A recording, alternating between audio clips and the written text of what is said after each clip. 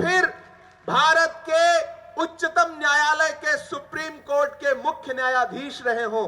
ये मिट्टी वो है कि जिसको भी छू लेती है सोना कर देती है। अमरावती, आप पूरे महाराष्ट्र से अलग इसलिए हैं क्योंकि मैं जानता हूं यहां का पानी पूरे महाराष्ट्र ही नहीं बल्कि पूरे हिंदुस्तान का सबसे वजनदार पानी है। यहां का पानी सबसे खूबसूरत पानी है। लेकिन मैं इसी अमरावती की तकरीरें मुझे कुछ लोगों ने सुनाई तो मुझे लगा कि यहां अपनी आंखों का पानी मार के आए हुए सियासतदानों ने न जाने कैसी कैसी बातें भी की हैं। तो मैं आपसे मुखातिब हूं और आपको वो बात बता रहा हूं कि जब नेल्सन मंडेला 27 साल बाद जेल से बाहर निकले, इंकलाब बर्पा हुआ और अवाम ने उन्हें साउथ अफ्रीका का प्रेसिडेंट बना दिया, तो एक दिन वो अपने दोस्तों के साथ, अपने पूरे स्टाफ के साथ एक रेस्टोरेंट में खाना खाने गए। पूरा स्टाफ उनके साथ था। बड़ी संजीदगी से सुनिएगा।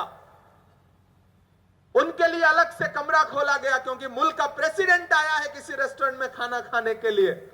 जब कमरा खोला गया और उस कमरे में जाकर के नेल्सन मंडेला बैठने लगे तो उनकी नजर कांच के उस पार पड़ी तो उन्होंने देखा कि एक इंसान सर झुकाए बैठा है। उन्होंने अपने ओएसडी को बुलाया और कहा उस तरफ जो आदमी बैठा है उसको अपने साथ बुला के बिठा लो, खाना खिलाओ। खाना लग गया, सबने खाना खाया, वो शख्स भी खाना खाता रहा। खाना खत्म होने को आया तो ओएसडी उठ करके आया और उसने कहा साहब आपका हुक्म था, मैंने उस इंसान को खाना खिला दिया। वो खाना खा के चला गया, लेकिन पूरे खाने के दौरान उसके हाथ कांप रहे थे। वो अपनी नजरें झुका के बैठा था, शायद वो बीमार था। तो नेल्सन मंडेला ने अपने ओएसडी को, अपने पीए को देख करके कहा कि नहीं, वो बीमार नहीं था, मैं उसको जानता हूं। मैं 27 साल जिस जेल में कैद था, ये उस जेल का जेलर था। जब ये मुझे टॉर्चर करता था, मेरी पिटाई करता था और जब मैं इससे पानी मांगता था तो ये मेरे चेहरे पे पेशाब करता था। आज जब मैं प्रेसिडेंट बन गया हूं तो मुझे सामने पाकर के इसके हाथ शायद इसलिए कांप रहे होंगे कि इसको लगा होगा कि मैं इसके गुनाह का, इसके जुल्म का इससे बदला लूंगा। लेकिन मुझे लगता है कि इससे खूबसूरत बदला और कुछ नहीं हो सकता था कि मैंने उसको अपने पास बुला करके बिठाया और उसको खाना खिलाया।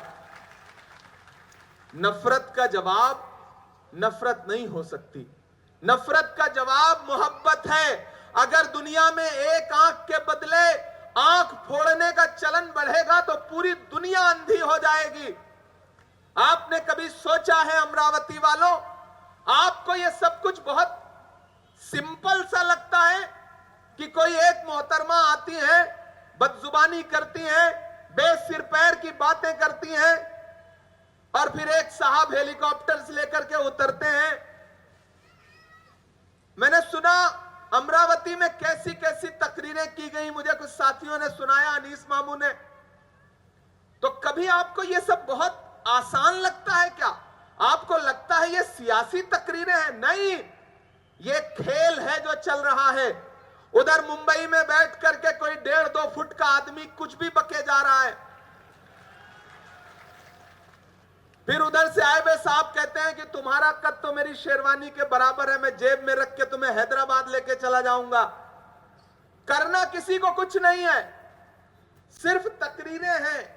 उधर से तुम बोलो, इधर से हम बोले, नूरा कुश्ती चलती रहे, लोग पोलराइज होते रहे, लोगों के दिलों में नफरत फैलती रहे, हिंदू हिंदू होता चला जाए, मुसलमान मुसलमान होता चला जाए, समाज में कोई इंसान न रह जाए, सब हिंदू मुसलमान बन जाए।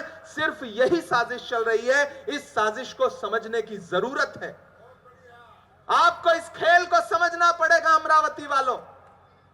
और यह खेल सिर्फ अमरावती में नहीं खेला जा रहा है।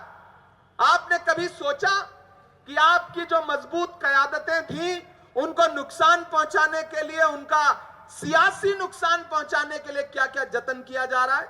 यशोमती ताई, मैं इस बीच इस बात पर रिसर्च कर रहा हूं कि ऐसे तमाम मजबूत मुस्लिम नेता जो अपने अपने सूबे में, अपने अपने इलाकों में मजबूत हैं, भाजपा पूरी कोशिश करके भी जिनको नहीं हरा पाई, तो फिर उसने हैदराबाद से एक साहब को बुलाया। अहमदाबाद में गयासुद्दीन शेख एक मजबूत एमएलए हुआ करता था कांग्रेस पार्टी का। भाजपा पूरी साजिश करके गुजरात के अहमदाबाद में जब उसे नहीं हरा पाई तो उसने हैदराबाद से एक साहब को भेजा। साहब ने गली गली फिर के उसके खिलाफ वोट मांगा और फाइनली वो आदमी चुनाव हार गया। आज आपके बीच में पूरे विदर्भा में साजिद पठान एक मजबूत एमएलए है, कोशिश करता है भाजपा की नफरत की राजनीति को हरा करके वो आमदार बना हुआ है। उसके खिलाफ अकोला में अब तक 2 बार हेलीकॉप्टर उतार चुके। आपको समझ में आती हैं ये बातें? नांदेड़ में सत्तार जो हमारा आमदार का चुनाव लड़ा था उसको हराने के लिए क्या क्या कोशिशें नहीं की जा रही हैं। आप कभी सोचते हो कि ये जो समाज का खूबसूरत ताना बाना है इसको तोड़ने की कितनी साजिश चल रही है? और इस साजिश में सब शामिल है। कॉरपोरेशन का इलेक्शन हो रहा है, नगर सेवक जिताना है, बातें हो रही हैं कि हिजाब वाली को प्राइम मिनिस्टर बनाएंगे। एक मोहतरमा कह रही हैं कि सबको 4-4 बच्चे पैदा करना चाहिए। भैया नगर सेवक का इलेक्शन है, बच्चे पैदा करना अलग काम है। नगर सेवक के इलेक्शन में, कॉरपोरेशन के इलेक्शन में बच्चे पैदा करने का जिक्र हो रहा है। अरे बच्चों को पाला पोसा कैसे जाएगा, उनको दूध कैसे मिलेगा, सफाई कैसे रहेगी, गलियां कैसे साफ होंगी, नालियां कैसे साफ होंगी, इस पर बात करिए। तो उससे पीछे वाले प्रोसेस पे चली जा रही हैं। और वो आए हैं साहब, वो कहेंगे हिजाब वाली पीएम बनेगी। अल्लाह करे बन जाए, लेकिन 70 साल की अपनी सियासत में आज तक मजलिस इत्तेहादुल मुस्लिमीन एक भी हिजाब वाली को एमएलए नहीं बना सकी, एमपी नहीं बना सकी, लेकिन प्राइम मिनिस्टर बनाएंगे। आप कभी कभी सोचते हो कि चल क्या रहा है? सिर्फ जुमले हैं, सिर्फ तकरीरें हैं, सिर्फ बातें हैं। और वो बातें इसलिए हैं क्योंकि इधर वो लोग चले जाएं, इधर वो लोग चले जाएं, बीच में जो एकजुटता और मोहब्बत की बात करने वाले लोग हैं वो अलग थलग पड़ जाएं, वो अकेले पड़ जाएं। इस अमरावती को जिस तरह से नफरत की प्रयोगशाला बनाने की साजिश की जा रही है, आपने कभी सोचा?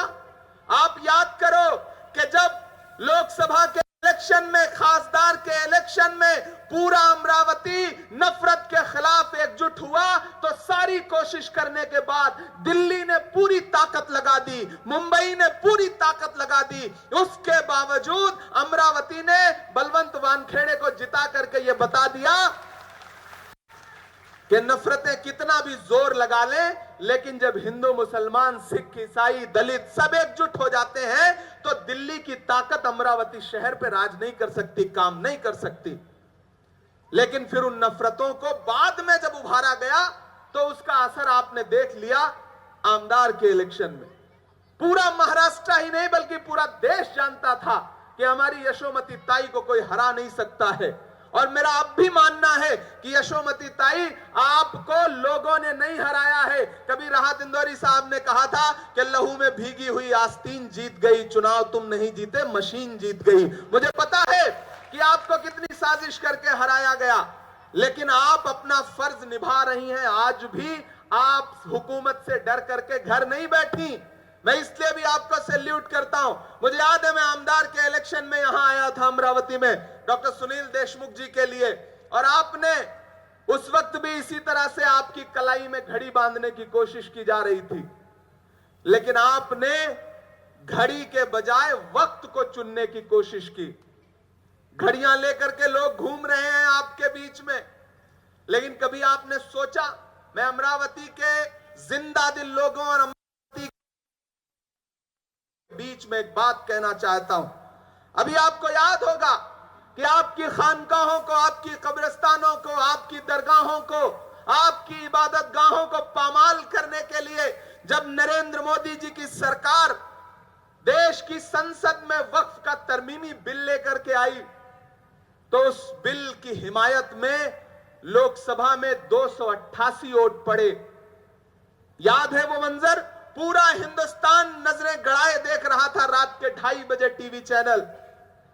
288 वोट उस हिमायत में पड़े तो अमरावती वालों 232 वोट उस बिल के खिलाफ पड़े।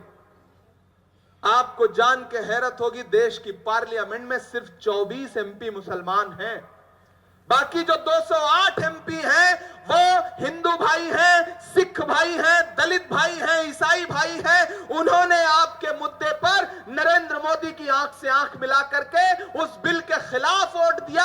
आप उन 208 हिंदू भाइयों, सिख भाइयों, दलित भाइयों, ईसाई भाइयों की मोहब्बत को कैसे झुठला सकते हैं जो देश की लोकसभा में मेंबर ऑफ पार्लियामेंट बन के बैठे हैं, जो आज आपसे कहते हैं कि अपनी क़यादत, अपना नारा, सब कुछ अपना अपना। नहीं, ये मुल्क एकजुटता से बनता है, ये मुल्क मोहब्बत से बनता है। अलग थलग करने की तुमको जो साजिश की जा रही है, उस साजिश के खिलाफ तुम्हें होशमंदी दिखानी पड़ेगी, वरना लोग ये चाहते हैं कि आप बिल्कुल अलग थलग पड़ जाओ। बताओ, जब रात के 2:30 बजे उस बिल के खिलाफ वोट करने के लिए देश की पार्लियामेंट में, लोकसभा में राहुल गांधी आपके लिए बैठे थे, तो आप उनकी मोहब्बत को कैसे झुठला सकते हैं? और 208 उन हिंदू भाई, उन गैर मुस्लिम भाई सांसदों की मोहब्बत को आप कैसे झुठला सकते हैं?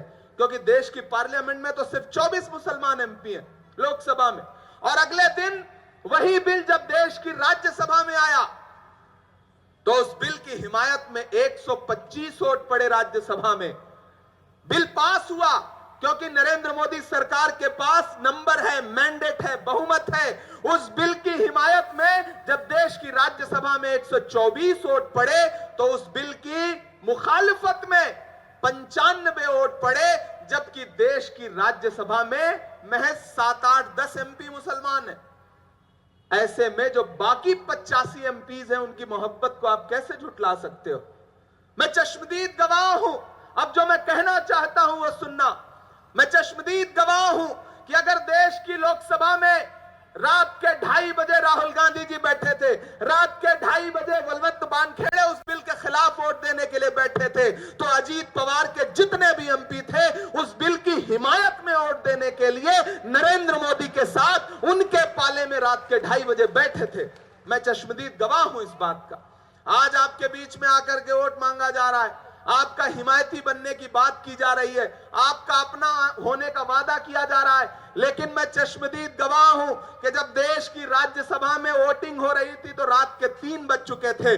बीमारी की हालत में सोनिया गांधी जी उस बिल के खिलाफ वोट देने के लिए देश की राज्यसभा में मौजूद थी। मैं मौजूद था। मैं चश्मदीद गवाह हूं कि अगर सोनिया गांधी उस बिल के खिलाफ वोट कर रही थी, तो उस तरफ यानी कि नरेंद्र मोदी के पाले में अजीत पवार जी की बीवी बैठी थी और वो उस बिल की हिमायत में वोट कर रही थी। तो मेरे भाई, आपको समझदारी से तो काम लेना पड़ेगा, आपको होशमंदी से तो काम लेना पड़ेगा। न हम सफर न किसी हमनशी से निकलेगा, हमारे पांव का कांटा हम ही से निकलेगा। वतन की रेत मुझे एड़ियां रगड़ने दे, मुझे यकीन है पानी यहीं से निकलेगा। ये लड़ाई आपको होशमंदी से लड़नी पड़ेगी। लोग आएंगे वोट लेने के लिए, ऐसी तकरीरें की जा रही, और सबसे ज्यादा तो गालियां मुझे दे रहे हैं। सबसे ज्यादा निशाने पे कौन है? इमरान प्रतापगढ़ी। कभी कभी मैं सोचता हूं कि जब मैं शायरी करता था और लोगों के जज्बात की अक्कासी कर देता था, तो ये वही अवाम थी और ये वही नेता थे जो अपने जलसों में मेरी नज़में सुना करके इमरान प्रतापगढ़ी और पता नहीं क्या क्या खिताब देते थे। आज जब मैं उनकी सियासी साजिश के खिलाफ अवाम के बीच में खड़ा होकर के बोलने लगा हूं, तो बर्दाश्त नहीं हो रहा हूं। क्यों नहीं